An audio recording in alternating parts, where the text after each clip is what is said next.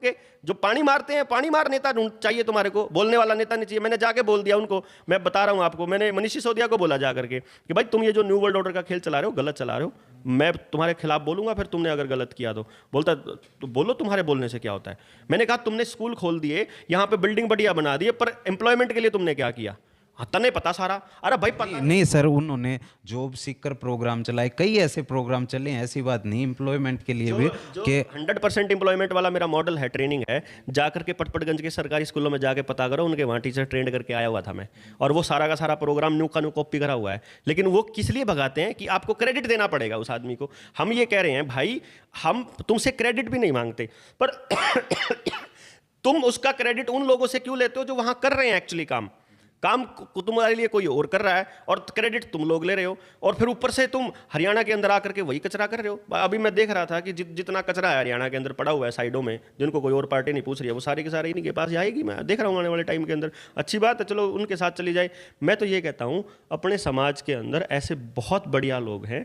दिक्कत क्या है कि शरीफ आदमी ने बोलना बंद कर दिया, और वो गलत को गलत कहने की हिम्मत छोड़ चुका है, लेकिन अब बोलने लगा है। उम्मीद है आने वाले वक्त में और बोलेगा। और ये जो नेशनल हेल्थ बिल है, जब ये आपके घरों में घुस करके आपको पकड़ के ले जाएंगे, उस दौर से हमें डर लगता है, और इसीलिए हमने ये शुरू किया है दोबारा से। आज हमारी भिवानी की जिला कार्यकारिणी थी, जनता सरकार मोर्चा की बनी थी। कमाल की बात देखिए आप, ऐसा आप पहली बार देखोगे कि हिसार भिवानी जिले में 50 लोगों ने जिला कार्यकारिणी बनाई और एक भी प्रधान नहीं है, और जिम्मेदारी सबने ले ली।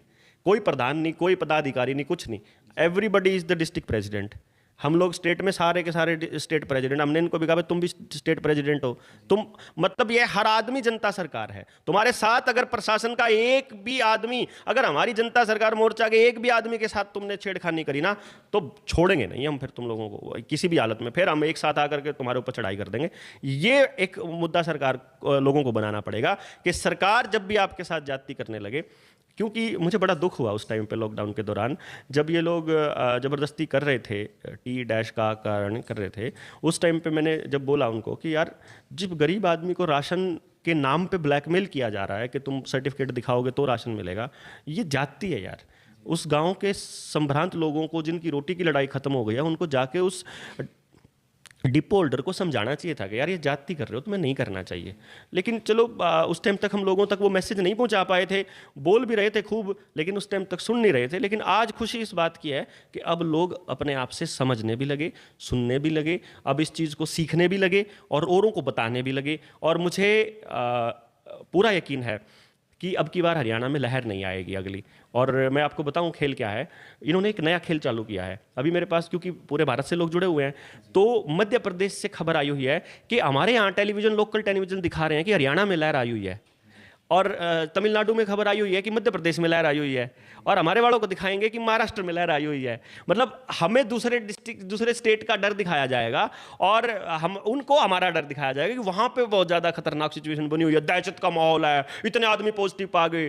पॉजिटिव पाना ही खतरनाक है, ये डेफिनेशन 2009 में बदली थी भाई साहब। अगर आपको इस बात का पता हो कि WHO ने महामारी की परिभाषा बदली 2009 में, ये प्रोपेगेंडा लाने से पहले।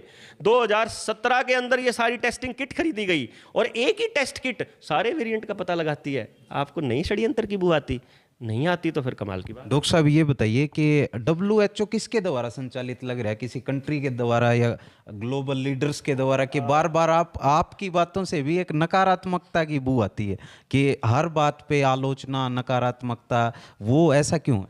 एक चीज़ समझिए आप, बड़ाई करने के लिए, सरकारों को बड़ाई करने के लिए उनका लोक संपर्क विभाग होता है, PROs होते हैं।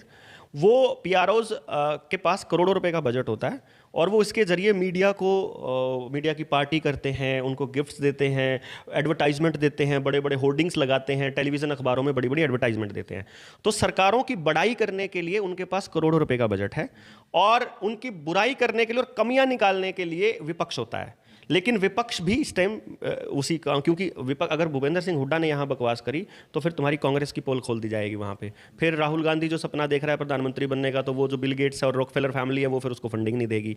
तो फिर इन्होंने क्या खेल खेला कि चलो हम तुम्हारे सारी गलतियाँ माफ़, हम तुम्हारा विरोध ही नहीं करेंगे, तुम जो मर्जी कचरा करते रहो। जब पब्लिक थोड़ी बोलने लगेंगे ना महंगाई महंगाई, फिर हम महंगाई वाला बोर्ड उठा लेंगे। मतलब जब पब्लिक बोलने लगेगी तो विपक्ष बोर्ड उठाएगा, उससे पहले नहीं बोलेगा कुछ भी, पहले पब्लिक बोलेगी वो। तो एक तो हम लोग एक रोल अदा कर रहे हैं कि हम सबकी गालियाँ खाते हुए, हम सबकी नेगेटिविटी सहन करते करते हुए उनकी कमियां बता रहे हैं। तो एक तो ये देखिए सबसे ऑड होता है, ये नेगेटिविटी नहीं है मेरे दोस्त, ये उस पॉजिटिविटी की तरफ इशारा है कि भाई हम कमी बता रहे हैं, तुम उसको दूर कर लो ना। लोकतंत्र का मतलब है एक डिसेंट वोट का भी वैल्यू रखी जाए। अगर मैं आपसे मत भिन्न रखता हूं तो मेरे उसको सम्मान दिया जाए, ना कि नेगेटिव बोला जाए। तो मेरी आपत्ति आपकी बात बयान पर भी है, नेगेटिविटी नहीं है ये, मेरे डिफरेंट मत है, क्या क्या समस्या है? आपका मेरे से डिफरेंट मत होगा, मेरा आपका पूरा सम्मान है, आपके मत का भी सम्मान है। वो बात अलग है कि ज़्यादा मत वाले एक तरफ हो जाओ, चाहे वो गलत हो चाहे सही हो, इट हार्डली मैटर्स, लेकिन हमारे मत का सम्मान होना चाहिए।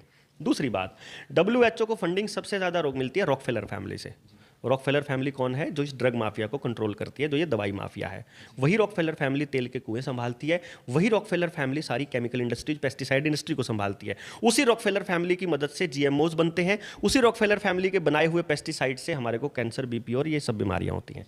वो रॉकफेलर फैमिली सबसे बड़ी फंडिंग एजेंट है WHO की। दूसरा सबसे बड़ी फंडिंग मिलती है बिल गेट्स से, और तीसरी बड़ी फंडिंग मिलती है गावी से। गावी वो कंपनी है जो ये बनाती है वैक्सीन, और गावी बिल गेट्स की इन्वेस्टमेंट है गावी के अंदर। तो गावी और बिल गेट्स आज के टाइम दुनिया का सबसे बड़ा इन्वेस्टर कह लो या डोनेशन देने वाला डोनर कह लो WHO को। यानी आज के टाइम पे WHO को कंट्रोल रॉकफेलर फैमिली और बिल गेट्स करता है। वही बिल गेट्स जिसने ड्रोन बनाए हैं ब्लू रिवर टेक्नोलॉजी के तहत जॉन डीरे ट्रैक्टर के under. John Deere tractor Bill Gates का है। अमेरिका का सबसे बड़ा किसान बिल गेट्स है। सारे बीज बिल गेट्स ने काबू करे हुए हैं। डांगरों के बीज बिल गेट्स के नाम पेटेंट है। ये जो वैक डैश सीन लग रही है इसका भी पेटेंट बिल गेट्स के नाम है। ऐसा कैसे हो सकता है भाई? टेस्ट भी उनके नाम पेटेंट, दवाई भी उनके नाम पेटेंट, टेक्नोलॉजी भी उनके नाम पेटेंट, आपका विंडोज भी उनके नाम पेटेंट, और सारा का सारा टेक्नोलॉजी उनके नाम, और आपकी सारी डिटेल उन्हीं के पास जान लग रही हो। ये आपको इत्तेफाक लगता है क्या? अगर लगता है तो भाई फिर मुझे तो, मैं तो कैसे समझाऊं फिर आपको? मैं तो एक एक चीज़ जोड़ के आपको दिखा रहा हूं। आप जोड़ सको तो बहुत अच्छी बात है, नहीं जोड़ सको तो फिर भाई हम कोशिश कर ही रहे हैं, देखते हैं कब समझ। डॉक्टर साहब यही तो मैं समाधान की बात पूछ रहा हूँ कि इनसे मुकाबला करने के लिए क्या समाधान होना चाहिए? लोग इकट्ठे हो गए, आपने कह दिया कि हमारी संस्था ने सभी को प्रधानमंत्री बना दिया, लेकिन नेतृत्व की तो आवश्यकता पड़ेगी ना। बिना नेतृत्व के किसी संगठन का संचालन कैसे संभव? हम नेतृत्व तैयार करेंगे, हम उन्हीं में से बीच में से तैयार करके देंगे। हम जैसे इनवाइट कर रहे हैं, हम की ट्रेनिंग प्रोग्राम्स हैं, हम उनको ट्रेन करेंगे, बोलने के लिए ट्रेन करेंगे, मीडिया की कमियां निकालने के लिए ट्रेन करेंगे, नेताओं की कमियां निकालने के लिए ट्रेन करेंगे, कानून पढ़ने के लिए ट्रेन करेंगे, संसद की कार्रवाई को एनालाइज करने के लिए ट्रेन करेंगे, हम समाज के अंदर जाके संगठित करने के लिए ट्रेन करेंगे, रसोई कैसे बेहतर बनाई जाए उसके लिए ट्रेन करेंगे, ऑर्गेनिक खेती कैसे की जाए, नेचुरल खेती कैसे की जाए, वैदिक खेती कैसे की जाए, किस तरह की खेती की जाए उस पर लिए ट्रेन करेंगे, कैसी शिक्षा हो उसके लिए ट्रेन करेंगे, किस तरह रोजगार के अवसर बनाए उसके लिए ट्रेन करेंगे। समाधान इसमें इन लोगों से जो बड़े घाघ हैं इनसे लड़ाई आपको अपनी रसोई और अपने खेत से लड़नी पड़ेगी। यहां पर इनसे लड़ने के लिए पहला स्टेप, सबसे बड़ा समाधान तो ये है कि जिस दिन हमें लोग समझने लग जाएंगे और जब लोग हमारी बात को सच में मानने लग जाएंगे कि जो जनता सरकार मोर्चा है ये बेफजूल की कॉल नहीं देता है, उस दिन हमारी पहली कॉल होगी कि आप टेलीविजन और मीडिया का कंप्लीट बहिष्कार शुरू कर दीजिए। बड़ी मीडिया का, जो नेशनल मीडिया है, लोकल मीडिया में केवल उसको दिखाइए जो किसी की आपकी कमियां निकाल के बताता हूं। मैं कह रहा हूं आप मेरी कमियां निकाल के बताइए मेरी बात में से। आप मुझसे सवाल पूछ रहे हो, मैं कोई बुरा नहीं मान रहा हूं, मैं उसका जवाब दे रहा हूं। आप जवाब पूरा सुनिए। एक आधा ऐसा पत्रकार मिलता है जो बीच में बोलने ही नहीं देता, लेकिन आप कम से कम पूरा बोलने तो दे रहे हो मुझे। अब वहां पर आप, इसका समाधान निकलेगा आपके घर से। आप संगठित होकर के सेल्फ सस्टेन्ड सिस्टम तैयार करेंगे। ना आपको बिजली पर आधारित सिस्टम तैयार करना है, ना आपको मार्केट पे आधारित सिस्टम तैयार करना है। आपको अपनी कम्युनिटी के बेस पे, आपका बच्चा है उसको तैयार समाज करेगा, ना कि माँ बाप जोर लगाएगा। समाज उस बच्चे को तैयार करेगा, उसकी शिक्षा का इंतजाम और शिक्षा के बाद में उसके रोजगार का इंतजाम समाज करेगा। और जब वो बच्चा बड़ा होगा तो वापस समाज के काम आएगा। ये काम समाज करेगा शिक्षा और रोजगार के मामले में। चाहे लघु उद्योग हो, चाहे हमारी जरूरतों का सामान हो, सब कुछ आसपास समाज तैयार करेगा। उसके बाद हमारी खेती हमारी शिक्षा के साथ जुड़ी हो, हमारा रोजगार हमारी शिक्षा के साथ जुड़ा हो, हमारा रसोई हमारी शिक्षा स्वास्थ्य शरीर सबके साथ जुड़ी हो। यानी कहने का मतलब ये हुआ हमारी सारी चीजें एक दूसरे के साथ जुड़ी हो। आज के वक्त क्या हो रहा है? पढ़ाई के लिए पैसा बाहर जा रहा है, खेती के लिए पैसा बाहर जा रहा है, बीज आपका बाजार से आ रहा है, दवाइयाँ बाजार से आ रही है, पानी यानी बिजली के थ्रू वो भी कंपनी को जा रहा है। यानी आपका सारा पैसा बाहर, खेती में भी, कपड़े लाए बाहर, ट्रैक्टर खरीदा बाहर, पेट्रोल डीजल बाहर, ये सामान बाहर, ये सामान बाहर, ये सामान बाहर, ये सामान बाहर, ये सामान त्वचा का हो, बालों को लगाने का हो, आपको दाढ़ी कटानी हो, कुछ करना हो, सब कुछ पैसा बाहर। ऐसा कैसे? आपका गांव खोखला होता जाएगा ना भाई। आपको गांव बचाना है, देश बचाना है तो गांव बचाना पड़ेगा। तो हम वो पैसा गांव में सर्कुलेट करना सिखाएंगे लोगों को। और ये कोई नेतृत्व नहीं चाहिए होता है। नेतृत्व हमेशा बेसिकली एक परसेप्शन बना दिया गया कि एक नेता होगा तो समाज बचेगा। हमारे पास बहुत नेता होते हैं। आप 20 नेता तैयार करिए ना।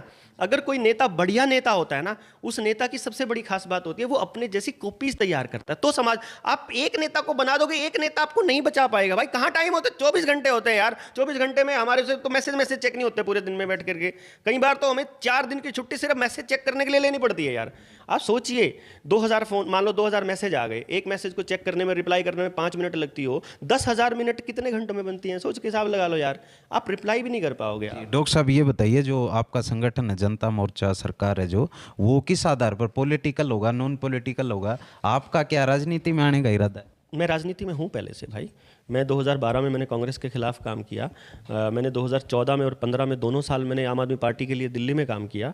मैंने यहाँ पर 2014 में मैंने नरेंद्र मोदी को सेंटर में मदद किया। फिर मेरी पॉलिटिकल इलेक्शन मैनेजमेंट कंपनी है ऑलरेडी। सारी पॉलिटिकल पार्टीज़ के लिए हम लोग इलेक्शन मैनेज करते रहे हैं। मैं 18 साल का हूँ, तब से वोट कर रहा हूँ। मैं चौटाला साहब को भी सपोर्ट किया है। तो हम राजनीति कर ही रहे हैं ऑलरेडी। हर आदमी छोटे से लेकर बड़ा तक राजनीति कर रहा है। तो ये सवाल एक्चुअली जो पूछता है उसे ये मालूम ही नहीं है कि हर आदमी राजनीति ऑलरेडी कर रहा है। दूसरी बात, आपने कहा कि जो, अगर आपके सवाल का असली मतलब ये है कि जनता सरकार मोर्चा का मकसद क्या है।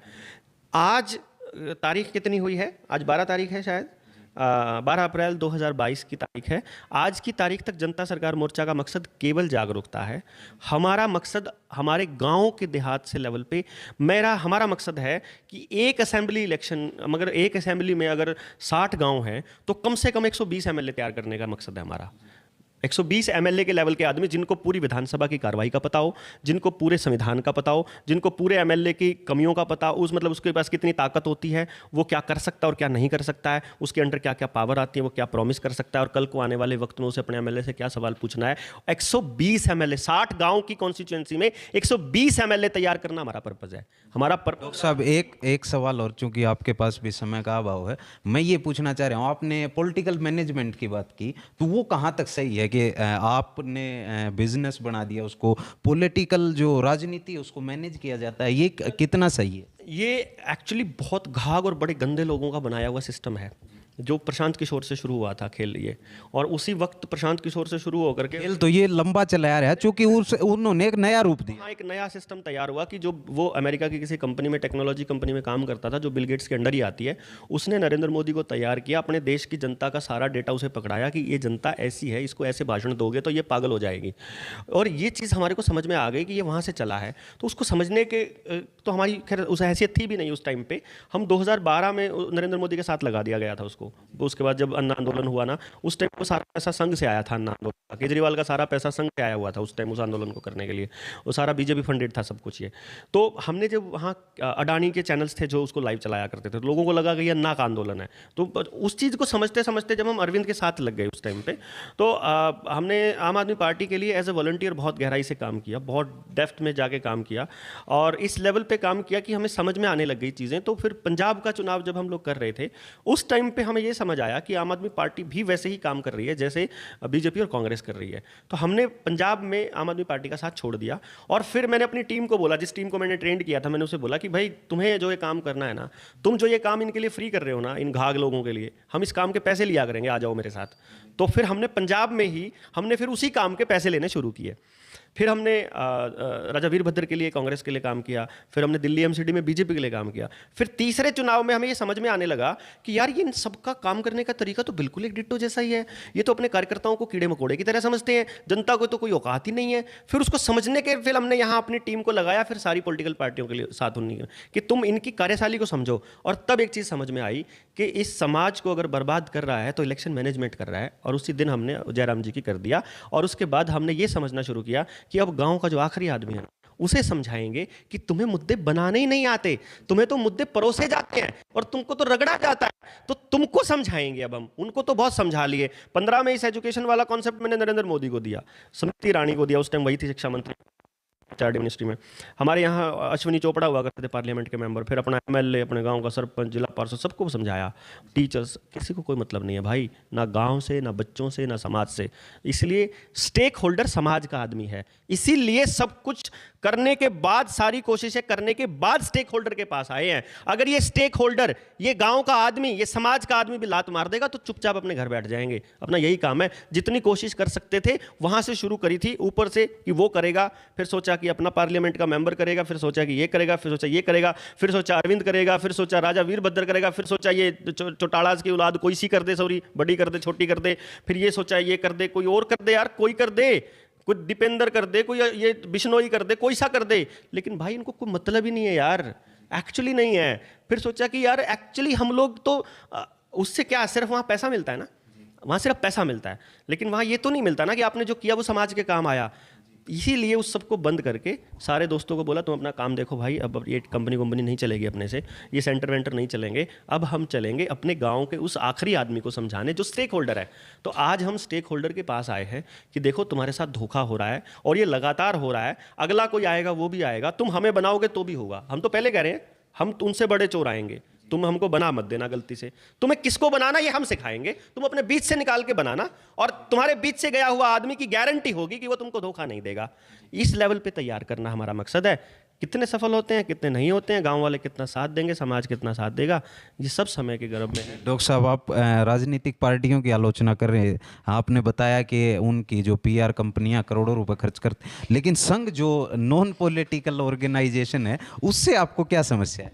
मैंने कब कहा समस्या है? आप कई बार मैंने आलोचना करते हुए आपको सुना है संघ के बारे में। क्या आलोचना करिए? संघ अपनी कमाई और अपने खर्चे का हिसाब दे सरकार को, कैसे आया ये जो तुम्हारे जो ये कार्यक्रम होते हैं ये किस तरह से करते हो तुम, ऐसे फ्री कैसे दिखाते हो?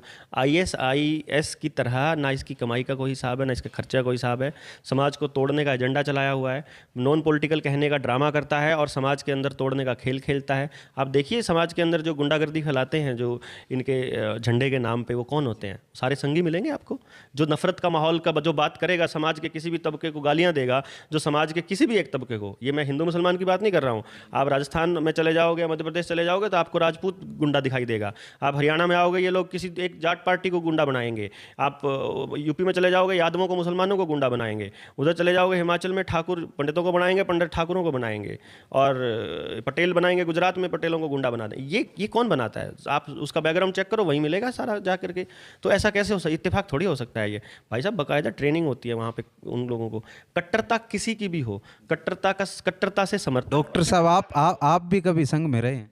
हाँ, मैं गीता स्कूल में पढ़ा हूँ और मैंने शाखाएं खूब अटेंड की हैं, और मैं प्रथम चरण भी मैंने अटेंड किया है, और मैंने इनके अंदर इन संघ के लोगों के साथ मेरा लंबा कांटेक्ट रहा है, और इनके अंदर कितनी नफरत भरी है बहुत गहराई से जानता हूँ मैं। और जो संघी मेरे दोस्त हैं भाई, बुरा मत मानना, लेकिन है तुम में। तो भाई ये थे डॉक्टर देवेंद्र बल्लारा, जिन्होंने तमाम मुद्दों पर विस्तार से बताया। आप इनसे सहमत हो सकते हैं, असहमत हो सकते हैं, लेकिन अपने बिना पर मैं कह रहा हूं कि आप इन्हें सुने बिना नहीं रह सकते। काफ़ी दिलचस्प इंसान है, सुनना चाहिए आपको डॉक्टर देवेंद्र बल्लारा को, और अपनी सहमति असहमति जतानी चाहिए, और वीडियो को ज़्यादा से ज़्यादा शेयर करें, और इस प्रकार के दिलचस्प व्यक्तियों के भविष्य में इंटरव्यू देखने के लिए लाल बटन दबा करके चैनल को सब्सक्राइब करें। मेरा नाम था सोमवीर, आप देख रहे हैं ND न्यूज़, कैमरे के पीछे हैं संजय।